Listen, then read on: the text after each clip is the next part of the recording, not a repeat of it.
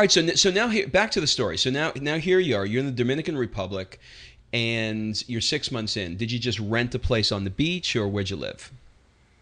Yeah, I rented a place on the beach. I actually still have an office there right now. Okay. Yeah, on Kite Beach. It's amazing.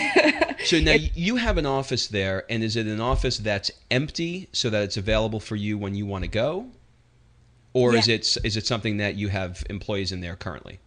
it depends on what project I'm working on. Okay.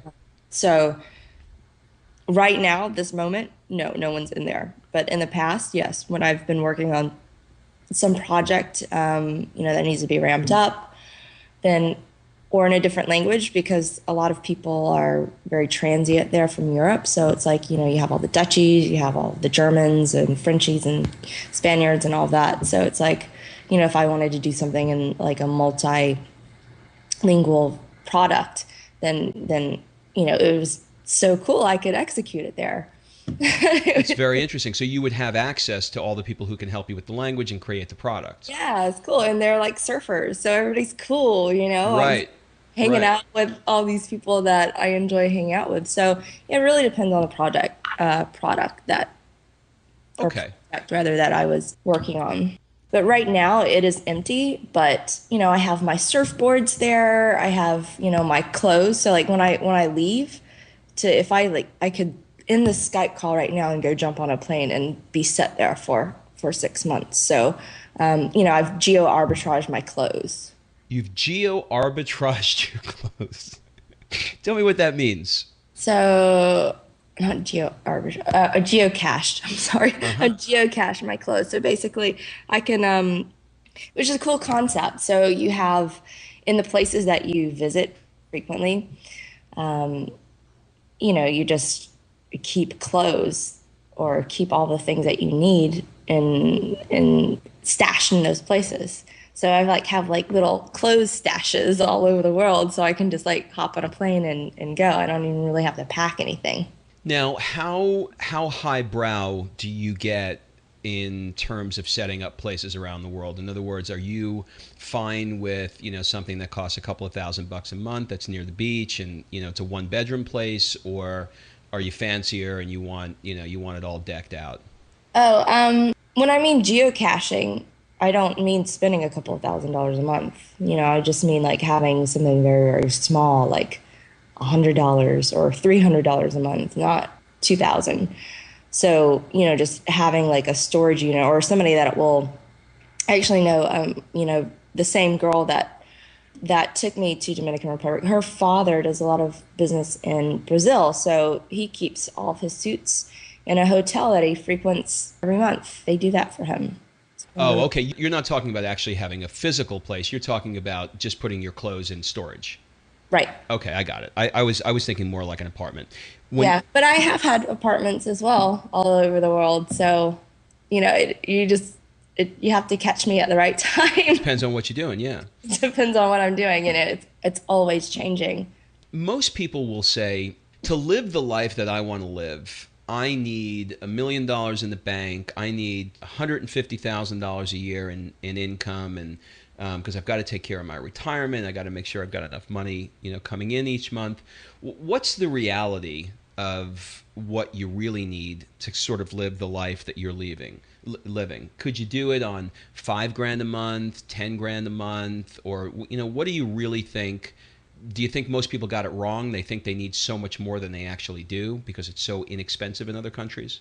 Yeah, absolutely. I think that, you can do it for $3,000 a month or $2,000 a month. I've seen it done before. I mean, this is, um, you know, traveling abroad. I've seen a lot of the European kids or people rather just come over and, they make it work. I think that we have this preconceived notion that traveling internationally, ooh, it's so expensive. It's so not, and it's really not. I can hop on a plane to Dominican Republic for like, $300. That's, less than going to San Francisco or You're California. right. It's ridiculous. I mean, I have people who can go to New Jersey, but they can't go to Dominican Republic. And in many cases, it's cheaper to go to Dominican Republic. Right, and it's less travel time. Less travel time, exactly. It's so silly. If you want to learn how Rob and Kim leverage technology to create the income, time, and freedom to regularly travel from one jet-set destination to the other using their proven system, you can claim your risk-free trial membership to Jet Set Money by going to getjetsetmoney.com. Here's Rob.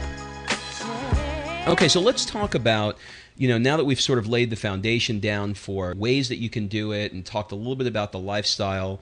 This is not somebody taking a week or two off, to just chill and drink pina coladas and surf. You are actually productive when you're, we'll call them, taking these mini retirements around the world.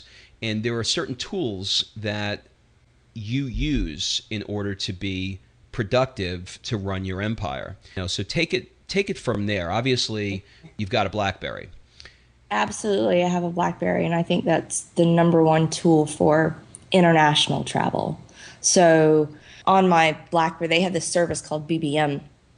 And anyone that's on that network, you can exchange like texts and photos and voice messages, for free. So I've collected friends all over the world. Mm-hmm. Some of my business is in London.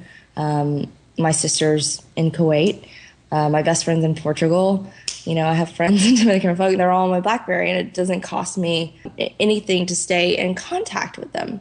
And I don't think a lot of people know that, like within the US, it's a very international tool, BlackBerry Messenger. And that would be my number one tool. Compare that, by the way, to the iPhone, which is kind of what everybody's got in their hands these days. Yeah, I mean, I have both. Mm-hmm. And at the same time, statistically, there are 2 times more BlackBerries on the market than there are iPhones. So, I mean, iPhones are great. I think like I said, have both, but it's more of like my fun toy for me. It's not something that I actually utilize to work from. So certainly internationally, the iPhone gets turned off, the BlackBerry goes on. Oh, absolutely. Right. Absolutely. Yeah, and if you've ever tried to use the iPhone internationally, you'll get the $800 bill that will give you a cold shower real quick. Yeah, that's what I've heard. Yeah, it's pretty unbelievable. Yeah, every time I definitely turn my iPhone, like the data and everything off, like when I go international with the iPhone. What are some other tools that you use? There are many tools that I use. And I just want to say one thing. Neil Patel from quicksprout.com has a great post. It's called The Entrepreneur's Guide to Web 2.0. It's the top 25 applications to grow your business.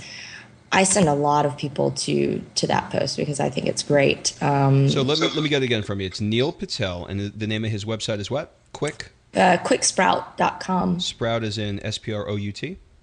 SPROUT.com. Okay, go ahead. Okay. Oh, and the post was called what?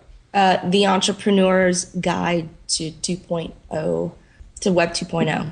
Top 25 applications to grow your business.